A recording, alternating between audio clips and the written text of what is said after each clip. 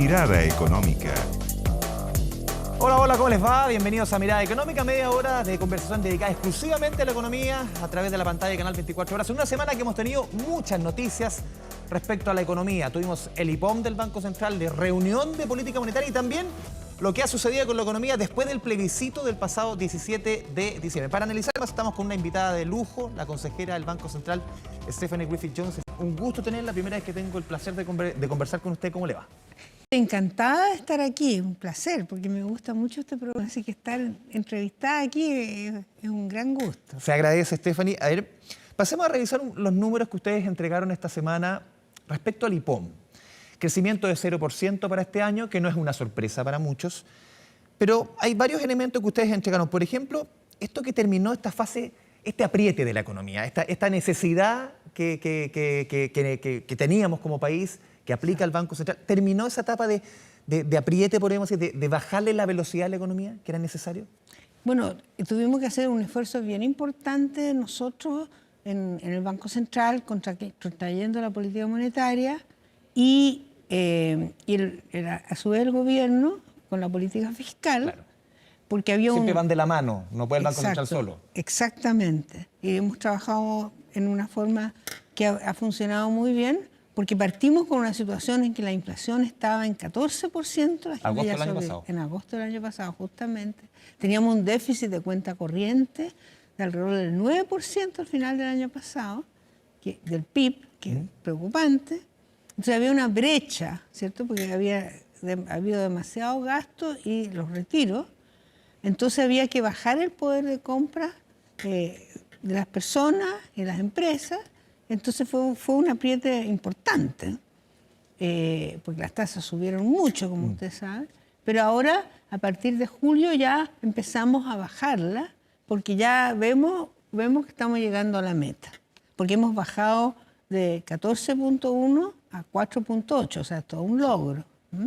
Por supuesto, ha habido un apriete a la economía y ahora estamos empezando a relajar. ¿Cómo reciben ustedes, Stephanie, esta suerte de guiño del The Economist, un semanario británico muy reputado a nivel mundial, que pone a Chile en el escalafón arriba a nivel mundial, pero sobre todo la labor del Banco Central? Entender lo importante, porque el rol del Banco Central estuvo en la discusión política, convencional, consejo, ni hablar en pandemia. El rol del Banco Central, ¿cuánto se ve, en estos números que usted nos acaba de explicar, cuánto se ve relevado el rol del Banco Central?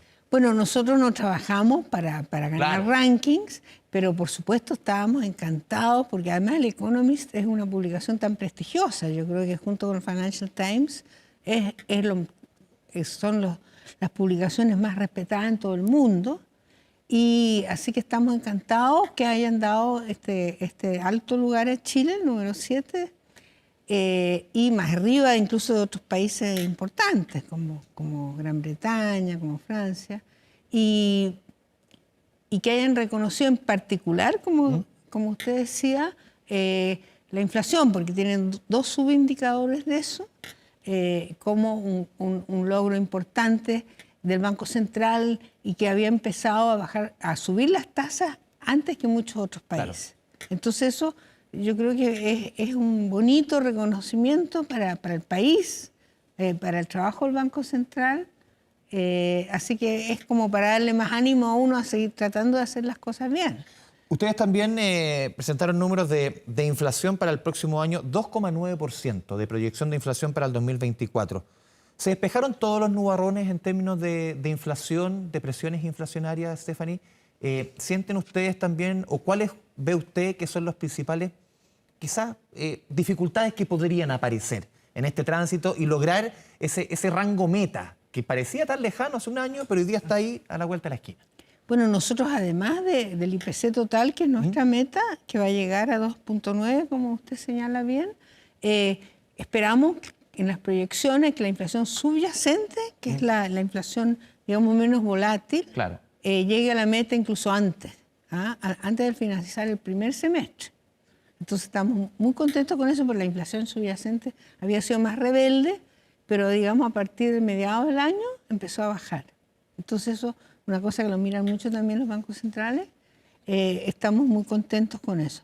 Ahora, sí, yo creo que tal vez los principales riesgos son externos, Ya. ¿cierto? Porque estamos en un ambiente geopolítico muy complicado, con guerra, pero estamos más relajados en este momento con la política monetaria, especialmente Estados Unidos.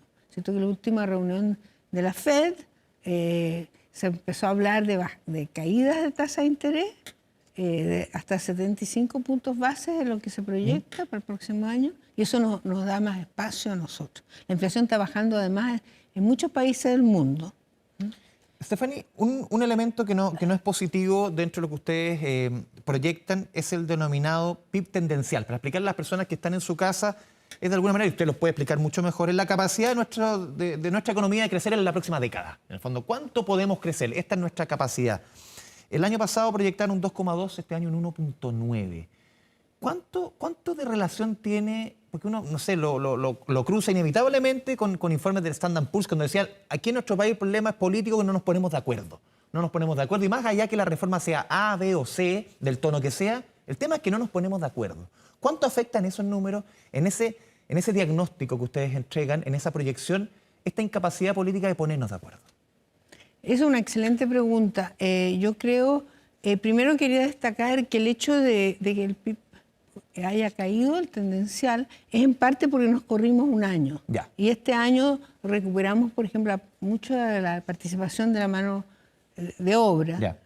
Entonces eso ayuda a explicar por qué el PIB tendencial baja. La otra cosa que hay que decir es que Chile desde un nivel muy alto de crecimiento que tuvo en la década del 90, que crecía el PIB a 7,1%, ha ido bajando gradualmente a través de las décadas.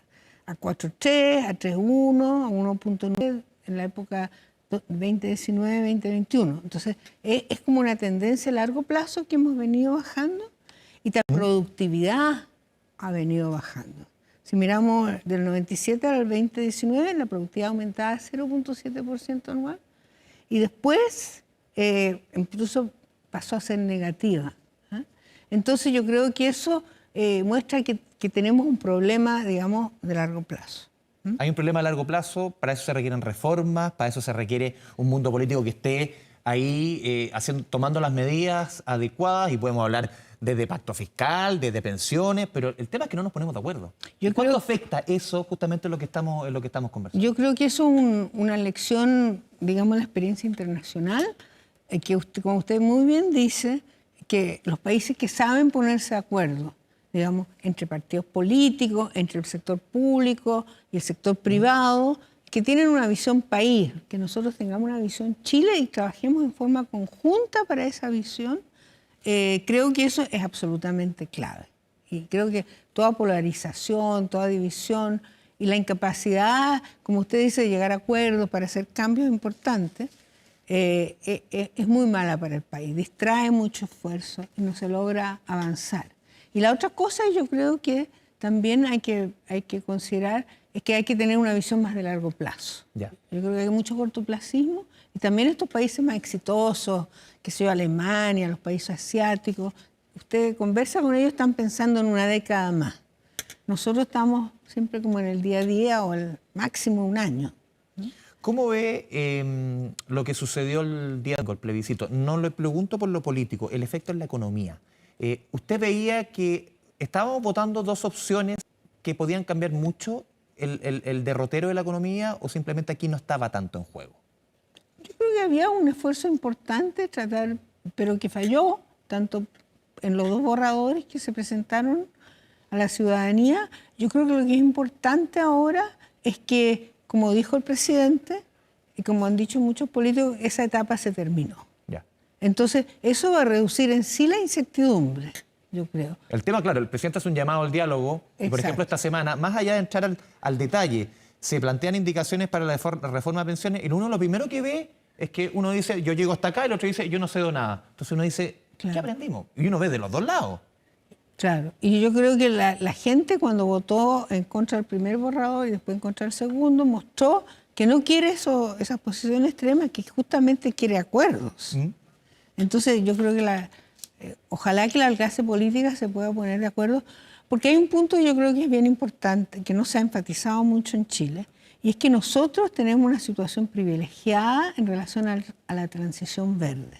Porque nosotros hay, como decía un gran experto internacional, Nick Stern, hay una nueva geografía económica, en que ya no importan los países, o sea, no tienen activos importantes los países que tienen petróleo, que tienen gas natural, sino que los países que tienen elementos claves, ¿cierto?, para la transición verde. Hidrógeno verde, litio. Y cobre, sí. y cobre. Pero ese tren se nos puede pasar, Stephanie, si es Si que no no nos ponemos de acuerdo, si es que no hacemos las medidas adecuadas. También se ha criticado mucho, también estrategia, por ejemplo, que ha planteado el gobierno, la estrategia, por ejemplo, de la Empresa Nacional del Litio, que dicen que van a armar una tremenda empresa con tema del litio, siendo que este negocio se puede acabar en 10 años.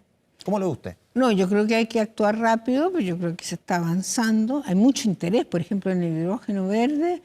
Me tocó ir a una conferencia y había 2.000 personas físicamente, presencialmente, públicos, privados, europeos, de todo el mundo. Hay mucha demanda, entonces nosotros tenemos que tratar de aprovechar. Están pasando cosas, yo creo que menos de las que se perciben, pero lo más que se puede acelerar sería óptimo. O sea, tenemos una ventana de oportunidad, como usted señala. ¿Se nos puede pasar? Yo no sé si tanto pasar, o sea, tampoco se va. Yo creo que esta ventana de oportunidad van a ser 10 años, 15 años por lo menos. Pero porque, por ejemplo, con los autos, lo que yo entiendo es que va a haber una expansión dramática de los autos eléctricos. Pero una vez que ya el parque se haya transformado, van a haber mucho reciclaje, etcétera. Entonces hay que actuar ahora, ¿cierto? Stephanie, vamos a ir a la pausa aquí en Mirada Económica en las 24 horas y a la vuelta le quiero preguntar sobre baja de tasas. La decisión que tomaron durante la semana y qué repercute y cómo repercute eso en nuestra economía. Vamos a la pausa en Mirada Económica.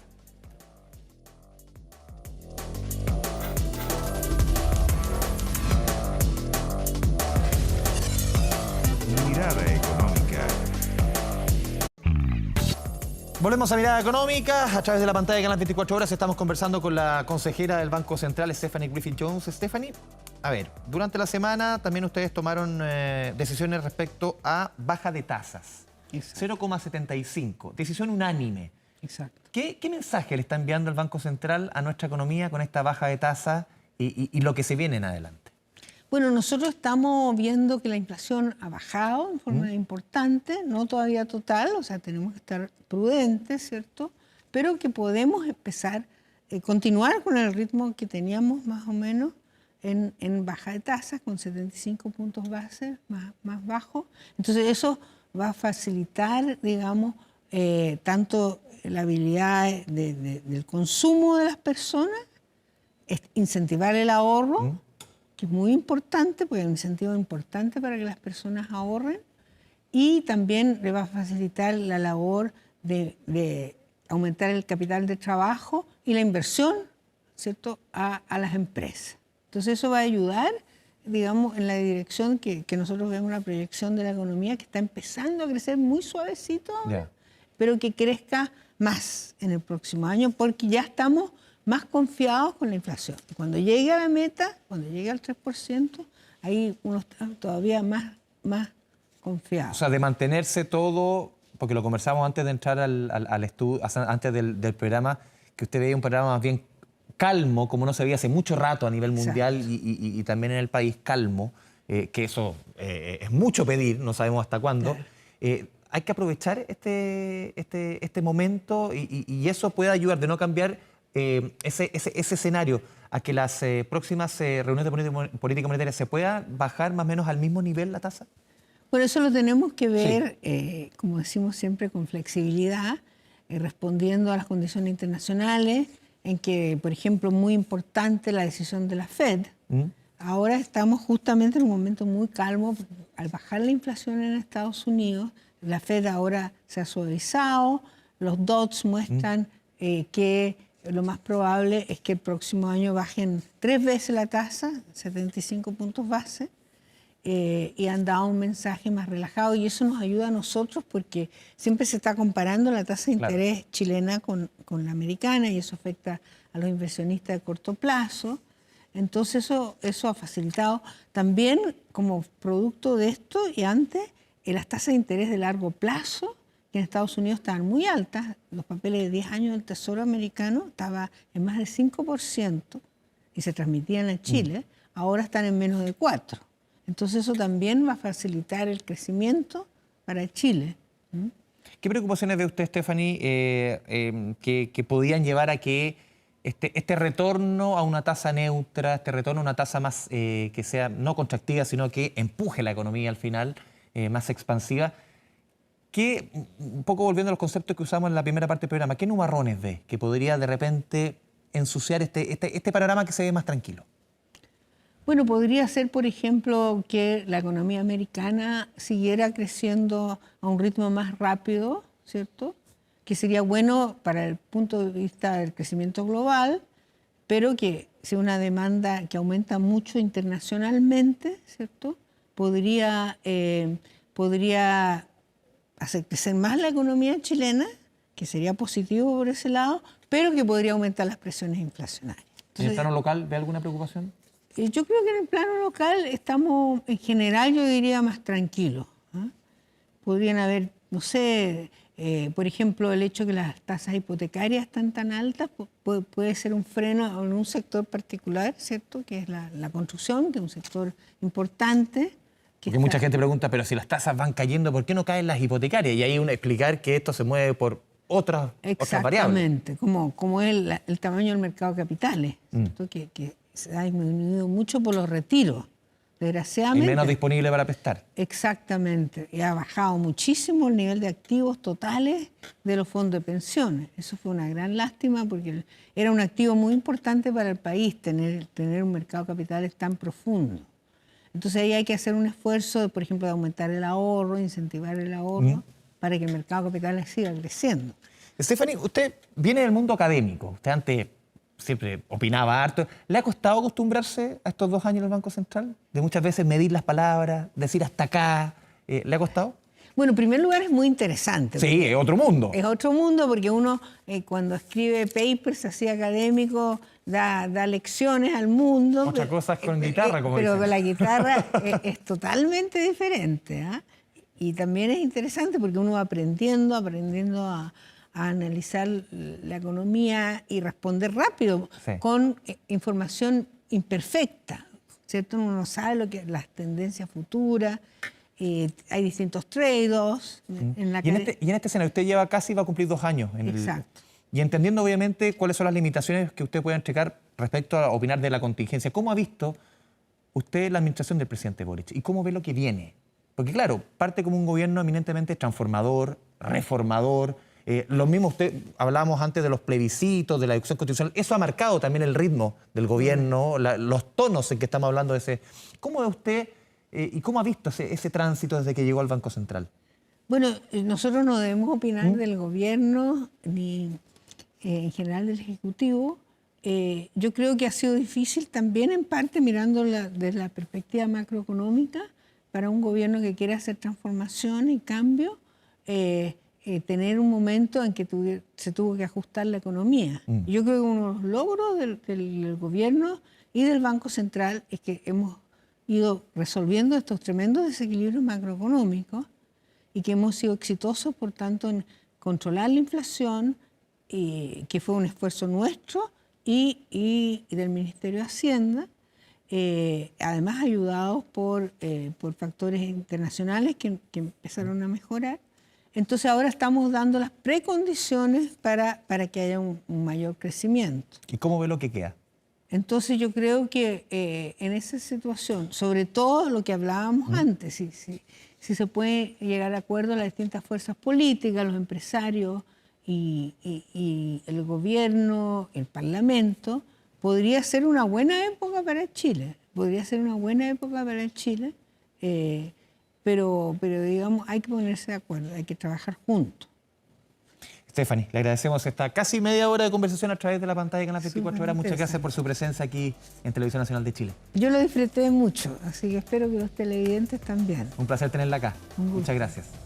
Y a todos ustedes, muchas gracias por la sintonía a través de la pantalla de Canal 24 Horas. Nos vemos en la próxima oportunidad aquí en Mirada Económica. Chao, chao.